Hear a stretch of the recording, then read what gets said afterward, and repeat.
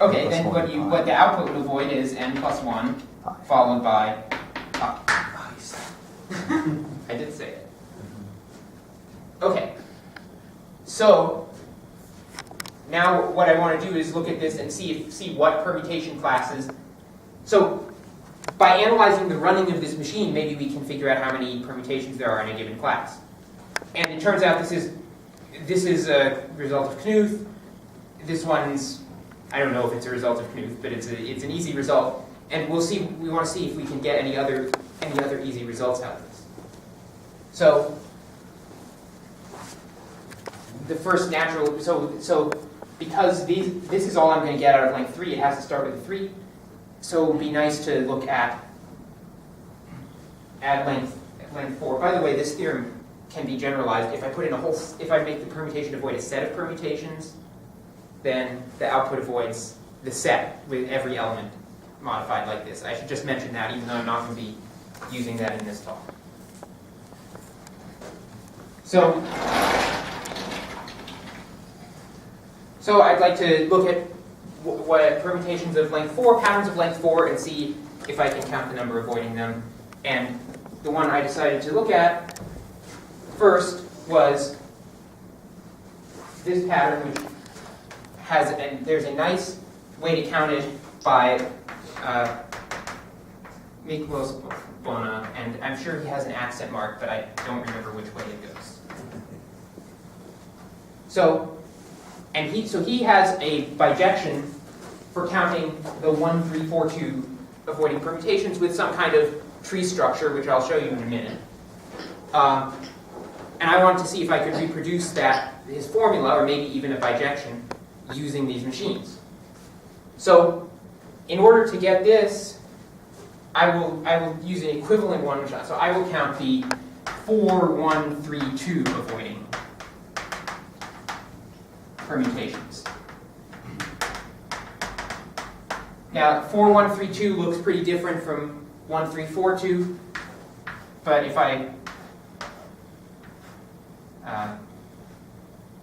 so 4, 1, 3, 2 is mine, and Bóna's is 1, 3, 4, 2,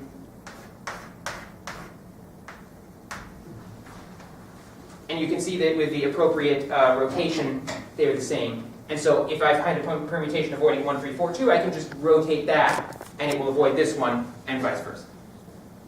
So these are equivalent, and I would like to count these, and that means the thing inside the box must avoid 1, 3, 2.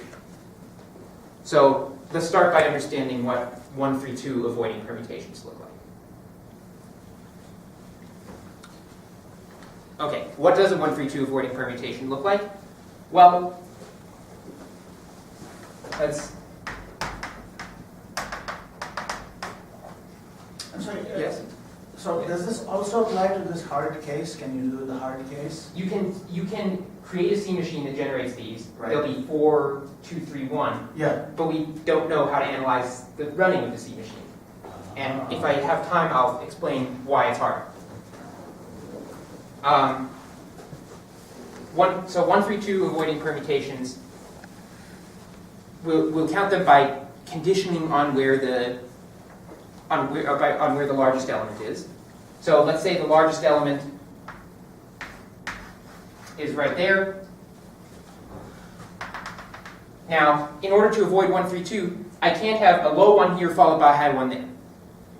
So that means there has to be some group up here. I should not write it as a circle. Something up there, followed by something down here, and each of these boxes has to avoid 1, 3, 2 in and of itself. You can check that's a necessary and sufficient condition, and write a recurrence relation, and you get the famous recurrence for the Catalan numbers. So this is nice, and it's easy to count them this way. So let's look at, so when have we seen a diagram that looks like this before? At the very start of the So when I was talking about indecomposable permutations or decomposable permutations, this is very clearly decomposable. I decompose it by dividing it into the upper part and the lower part, like that. So there's one exception, which is if this vertex happens to be in the top right corner, then it's indecomposable. So what does a 1, 3, 2 avoiding permutation look like? It looks like a vertex in the, if it's either it's decomposable, in which case it looks like 1, 3, 2 avoiding, 1, 3, 2 avoiding, or it has a vertex in the top element in the top right corner and some 1, 3, 2 avoiding subpermutation. So basically, these are tree-like structures, and that's what Catalan numbers count, of course. So you have, if I look at 1, 3, 2 avoiding and indecomposable,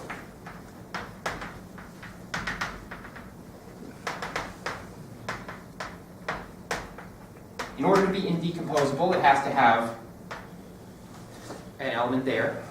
And then the rest can be divided into any number of indecomposable 1, 3, 2 avoiding permutations. So this is the tree-like structure of 1, 3, 2 avoiding permutations. And of course, I guess this one should technically start a little bit below the top because it's a permutation. And of course, each of these, being indecomposable, has its own vertex at the top right, and so on. And so when you look at a diagram of these like this, you can almost see the tree being built. Okay, so this is what's going to be inside the box in my C machine. Something like this. Well, maybe it'll be decomposable, in which case we'll just have several of these, and instead of a tree, it's a forest. So what kind of moves do we have with a C machine? Well, sometimes we take things out of the box. What does it look like when we take things out of the box? Basically, we start cutting off leaves of the tree, starting at the top. And what does it look like when we add elements to the box? Well, okay, this deserves its own slide. So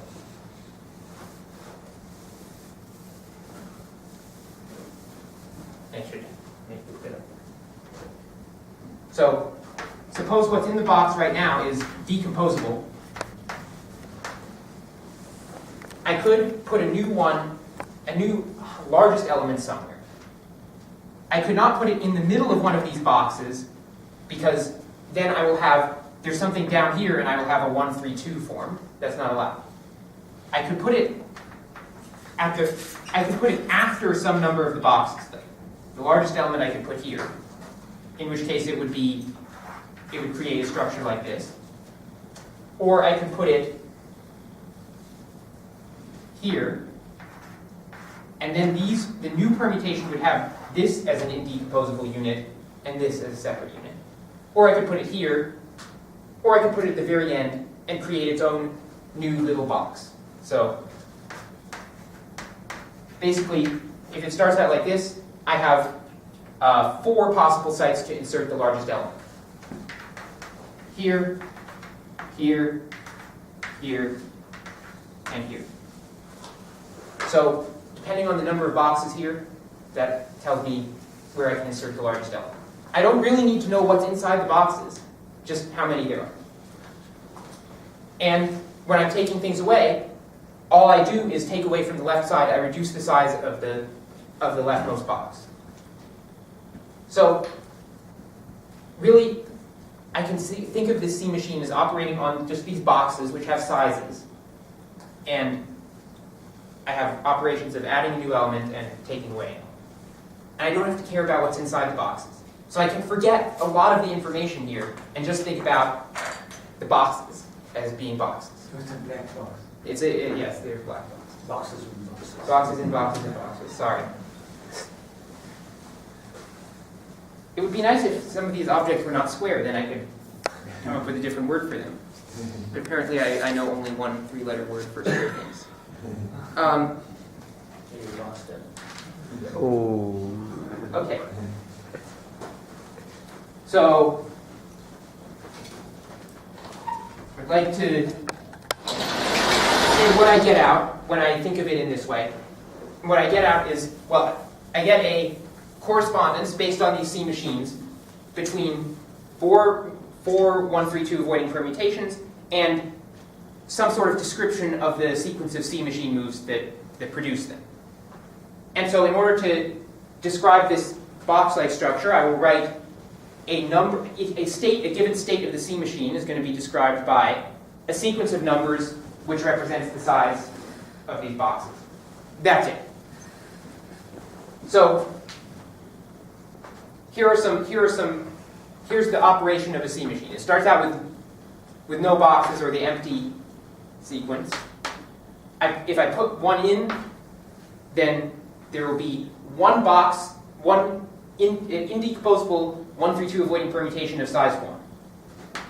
I could then add to that, or I could start a new one. So I could go to 1, 1, or to 2. I could, from 2, I could add to it, or start a new one at the left-hand side. From 1, 1, I have 3 choices now, because I always have one more choice than the number of things inside the C machine. So I could put the largest element at the beginning, going to 3. I could put it so that it only contributes to so that it makes this one size 2 and the other one leave it alone, or I could go to 1, 1, 1. And I realize I'm not going to have time to describe this in more detail. So every move, my move consists of, if I'm going to add something to it, I either add a 1 at the beginning. So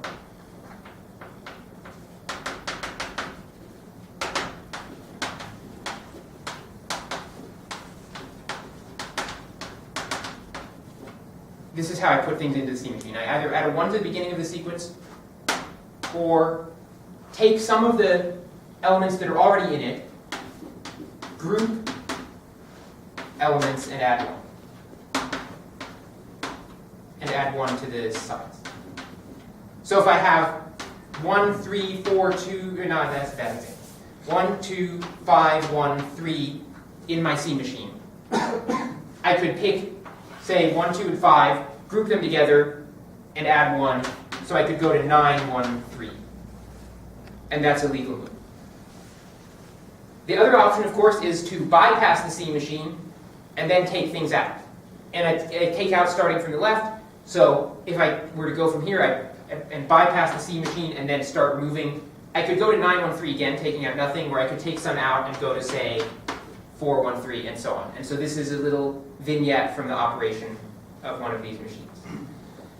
So we need to count the number of sequences. At the end, as Pat pointed out, the C machine has to be empty.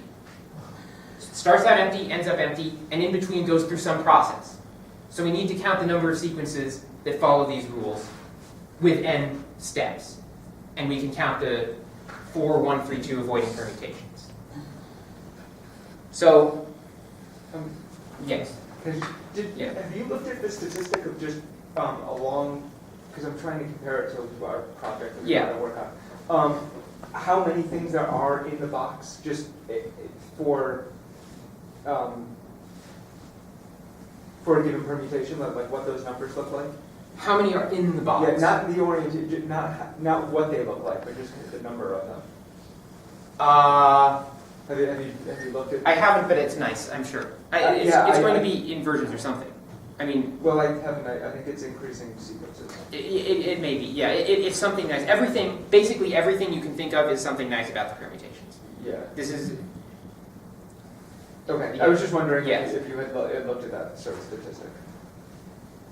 So okay, I don't have time to say exactly what I did with these, but essentially, counting these sequences, you can count these sequences by you can create a recurrence relation or an algebraic generating function for them, which is very nicely and very easily the same as the bijection that Bóna came up with for 1, 3, 4, 2 avoiding permutations. And so this is an alternate route to establishing that famous result. But this is much more motivated. This is much more motivated because, as far as I know, nobody has any idea how Bóna came up with his idea. Maybe he doesn't have any idea. I certainly don't. But this one is pretty easy to come up with. This is, the C machines work for every permutation class, so it's not a surprise that they work for this one.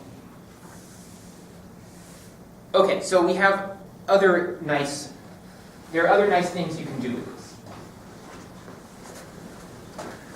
So, first of all, I mentioned that at the beginning that you could put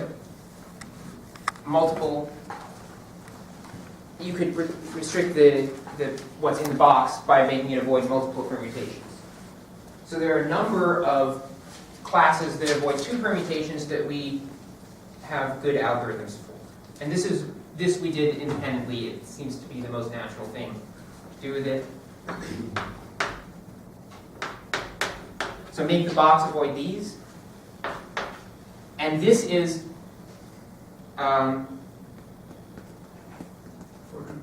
so 4, 2, 3, 1, 4, 1, 2, 3. I did not quite manage to erase the point. Okay. So this one takes a little while to compute the terms, but it's polynomial time. And as far as I know, before we did this, nobody had figured out a way to compute those in polynomial time. 1, 3, 2, and then n minus 1 dot dot dot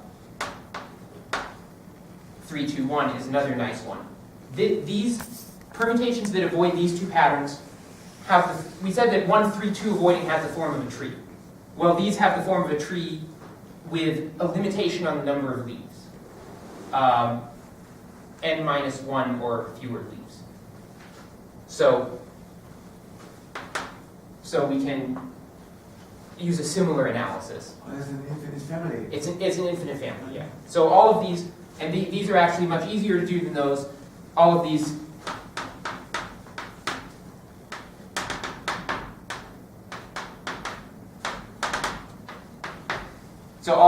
we can come up with, if not algebraic generating functions for, at least polynomial time algorithms.